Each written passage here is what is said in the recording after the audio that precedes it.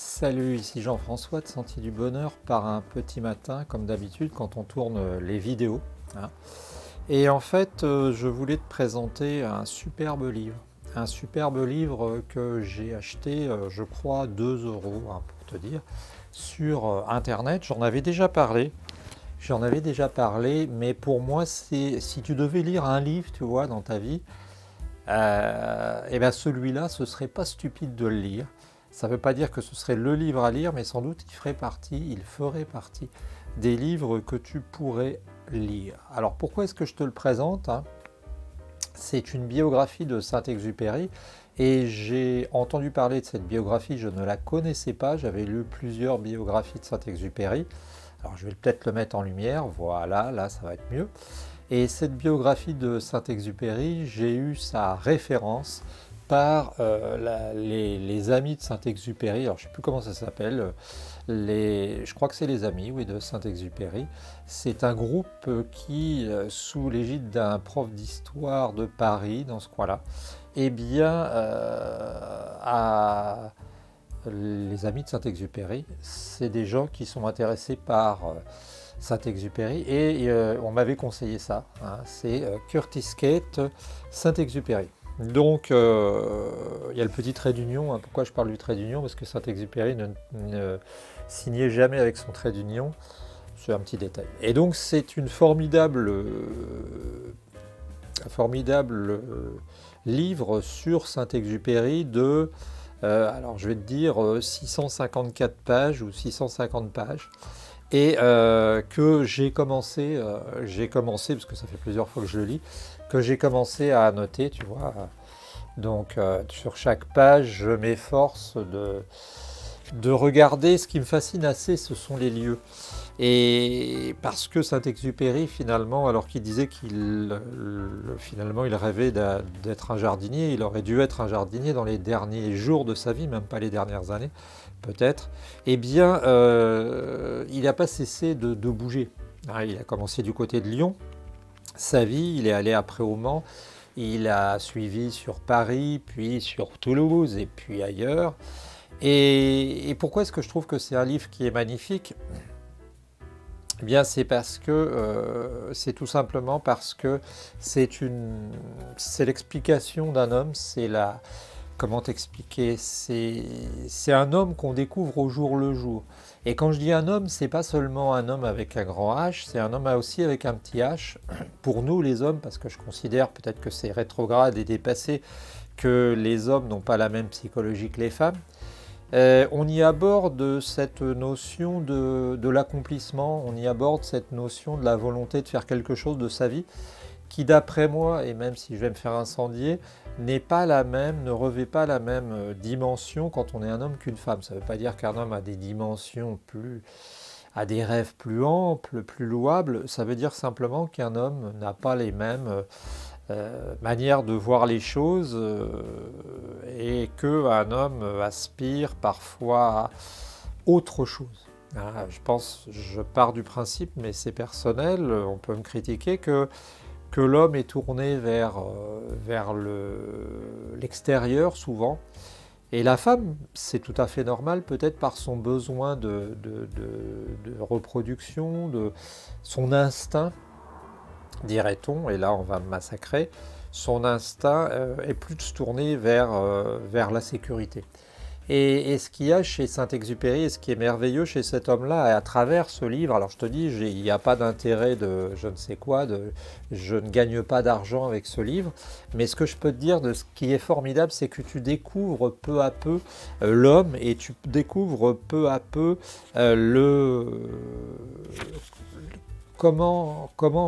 quel cheminement a fini par arriver au Petit Prince, tu vois.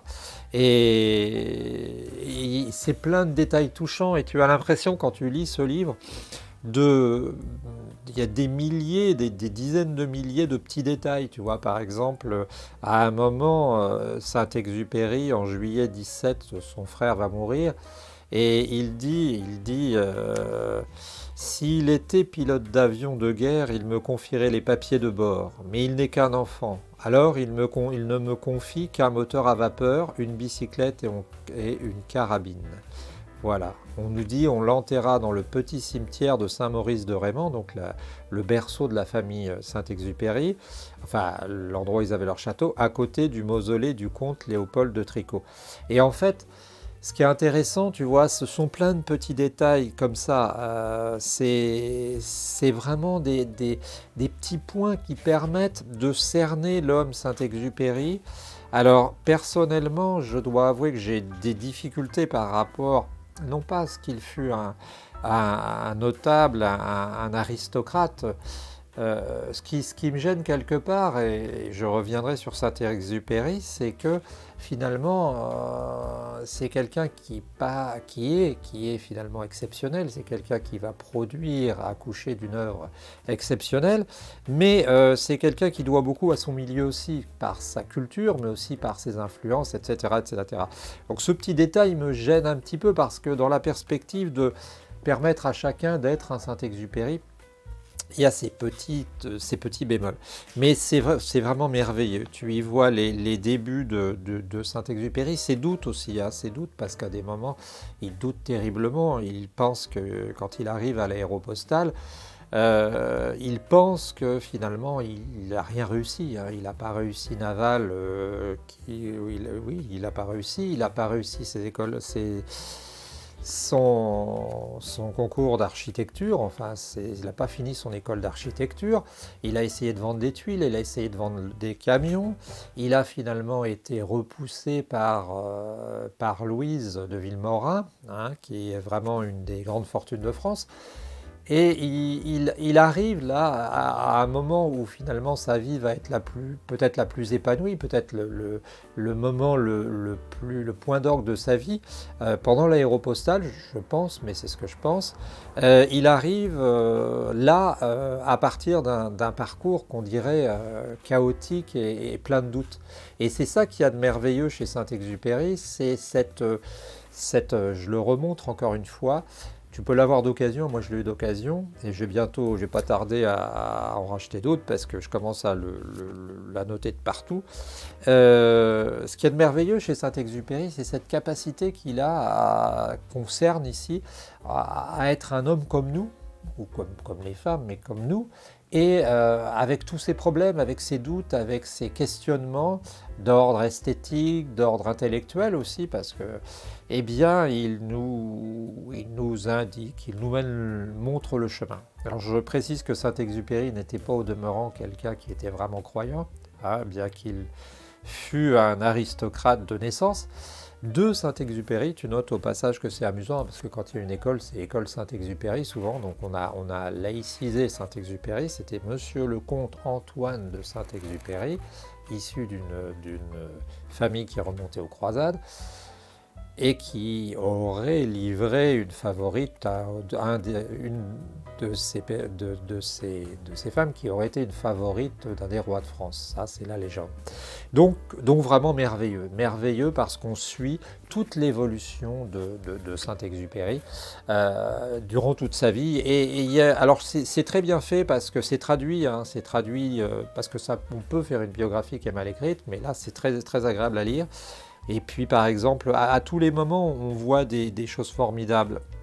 Par exemple, il est parti au Maroc à un moment, aux alentours de 1920-21. Il part au Maroc comme élève officier. Et là, il dit « Le vers me manque, le vers est une nourriture morale », écrit-il à sa mère. « Le vers entretient la douceur des manières et la quiétude de l'âme. » Hein. Et donc, sans arrêt, il va écrire à sa mère et on découvre le ton de ses lettres. Hein.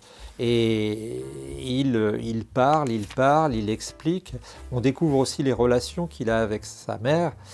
Et là, en refaisant le parcours, tu vois, avec lui, ce qui est un formidable privilège, et bien là, je suis arrivé à Toulouse, hein, quand il part en Espagne.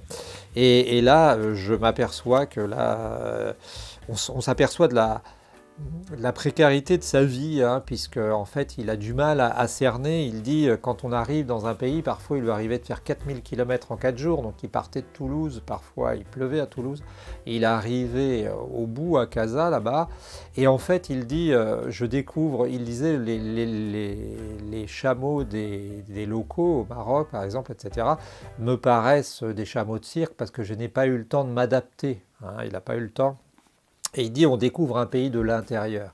On découvre un pays de l'intérieur parce que quand on va visiter un pays, d'habitude, à l'époque de Saint-Exupéry surtout, eh bien on prenait la gare, on voyait les costumes changer, on prenait le temps, on était dans le temps du train quand même, qui était plus faible, moins rapide que l'avion.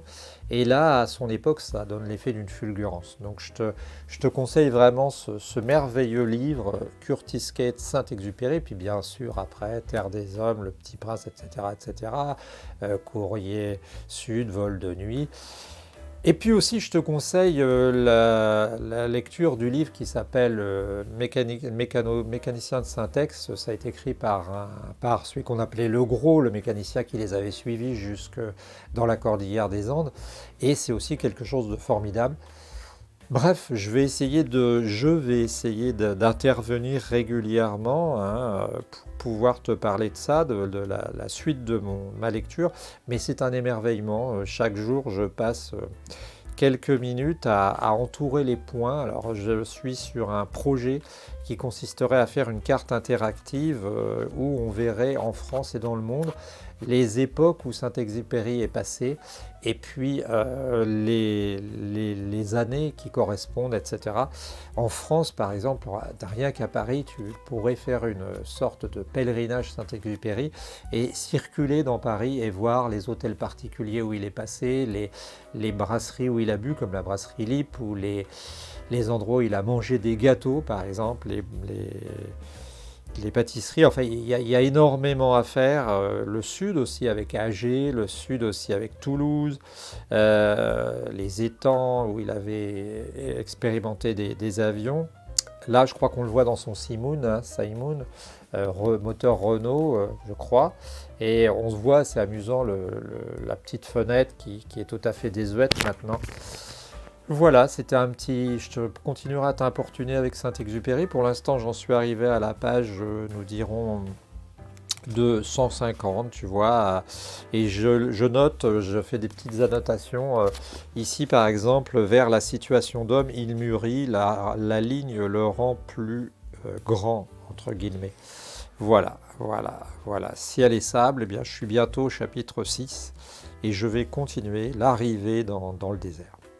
Je te souhaite une bonne journée, n'hésite pas à t'abonner et puis envoie-nous surtout tes notes de lecture, tes coups de cœur lecture, parce que c'est drôlement important de communiquer, ce qui peut nous rendre encore plus humains, et puis de connaître des livres intéressants. Je ne doute pas bien entendu, que la littérature regorge de livres intéressants, mais celui-là, il est très humain et il est très sensible, comme Saint-Exupéry d'ailleurs. On se retrouve très bientôt, c'était Jean-François de Sentier du Bonheur.